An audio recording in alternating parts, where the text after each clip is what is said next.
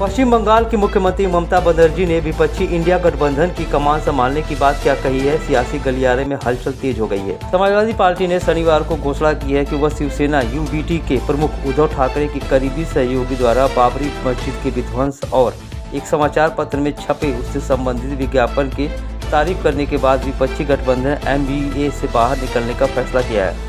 महाराष्ट्र में समाजवादी पार्टी के 2 विधायक हैं। सपा के महाराष्ट्र इकाई के प्रमुख अबू आजमी ने कहा कि शिवसेना द्वारा एक समाचार पत्र में एक विज्ञापन दिया गया जिसमें बाबरी मस्जिद को ध्वस्त करने वालों को बधाई दी गई है। उनमें उद्धव ठाकरे सहयोगी भी मस्जिद के विध्वंस सराहना करते हुए एक्स पोस्ट किया।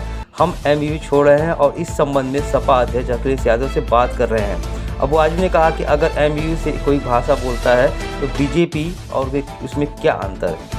मैं इस संबंध में सपा अध्यक्ष अखिलेश यादव से बात कर रहा हूं। अबू आजमी ने कहा कि अगर एमवीए में कोई ऐसी भाषा बोलता है तो भाजपा और उनमें क्या अंतर है, हमें उनके साथ क्यों रहना चाहिए, हम एमवीयू छोड़ रहे हैं। अबू आजमी ने बाबरी मस्जिद को लेकर इस तरह का बयान मचाया जिससे सियासी तूफान मचा हुआ है।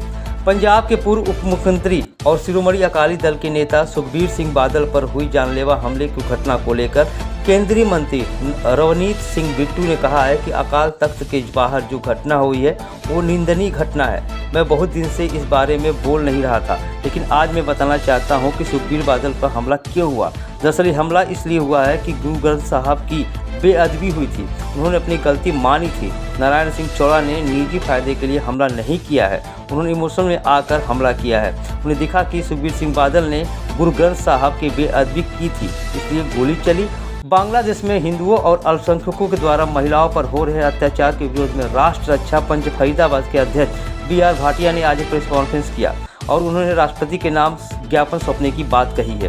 बीआर भाटिया ने कहा है कि 9 दिसंबर को सुबह राष्ट्रपति को फरीदाबाद के डिप्टी कमिश्नर के माध्यम से ज्ञापन सौंपा जाएगा और यह ज्ञापन बांग्लादेश में हिंदुओं पर अत्याचार और हिंदुओं के अल्पसंख्यकों के लोगों द्वारा मंदिर को तोड़े जाने के विरोध में किया जा रहा है। बीआर भाटिया ने कहा कि 9 दिसंबर को सुबह राष्ट्रपति को फरीदाबाद के डिप्टी कमिश्नर के माध्यम से ज्ञापन सौंपेंगे और यह ज्ञापन बांग्लादेश में हिंदुओं पर अत्याचार और हिंदुओं के अल्पसंख्यक के द्वारा मंदिरों को तोड़े जाने के विरोध में दिया जा रहा है। पलवल में हरियाणा के राज्य मंत्री गौरव गौतम ने किसानों को दिल्ली कूच को लेकर कहा है कि किसानों को हरियाणा में नहीं बल्कि पंजाब में आंदोलन करने की जरूरत है, क्योंकि हरियाणा एक ऐसा राज्य है जहां पर किसानों की 24 फसलों का एमएसपी दिया जाता है।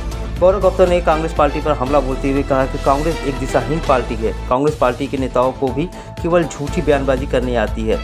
भारत देश में हरियाणा एक ऐसा पहला राज्य है जहां प्रदेश के मुख्यमंत्री नायब सिंह सैनी के नेतृत्व में हरियाणा की 24 फसलों को एमएसपी पर खरीदा जा रहा है और प्रदेश सरकार लगातार किसानों के हितों में ऐतिहासिक कदम उठा रही है।